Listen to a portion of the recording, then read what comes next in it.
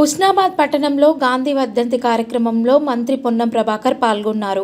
గాంధీ చిత్రపటానికి పూలమాల వేసి ఘన నివాళులు అర్పించారు.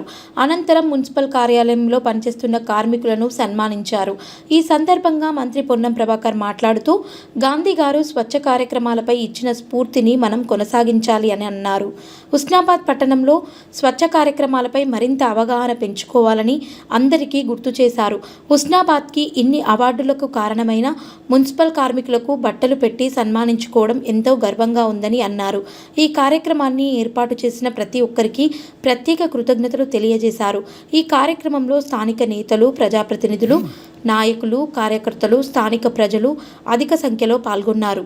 వారు చేసిన సేవలు, వారు చేస్తున్న సేవల పట్ల ప్రజల యొక్క గౌరవం వారికి ఏ విధంగా ఇవ్వాలి అనేటువంటి ఆలోచనతోటి గాంధీ గారు ఆనాడు ఏ విధంగా మన పని మనం చేసుకోవాలని, స్వచ్ఛ కార్యక్రమాల్లో ఏ విధంగా పాల్గొనాలనేటువంటి స్ఫూర్తి ఇచ్చినాడో ఆ స్ఫూర్తికి అనుగుణంగా ఈరోజు గౌరవ పట్టణానికి సంబంధించిన ప్రజాప్రతినిధులు కావచ్చు, మిగతా అన్ని రాజకీయ పార్టీలు, అధికారులు, పత్రికలు అందరం కూడా కలిసి హుస్నాబాద్ పట్టణ ఇన్ని అవార్డులు రావడానికి కానీ, పట్టణం శుభ్రతగా ఉండడానికి కానీ కారకులైనటువంటి వాళ్ళందరినీ కూడా బట్టలతో పెట్టి సత్కరించాలనేటువంటి నిర్ణయం తీసుకొని వాళ్ళందరికీ బట్టలు, దండ, పూలు, పండ్లు అన్నీ పెట్టి వాళ్ళందరూ కూడా గౌరవించుకునే విధంగా ఈరోజు ఈ కార్యక్రమం తీసుకోవడం జరుగుతూ ఉంది.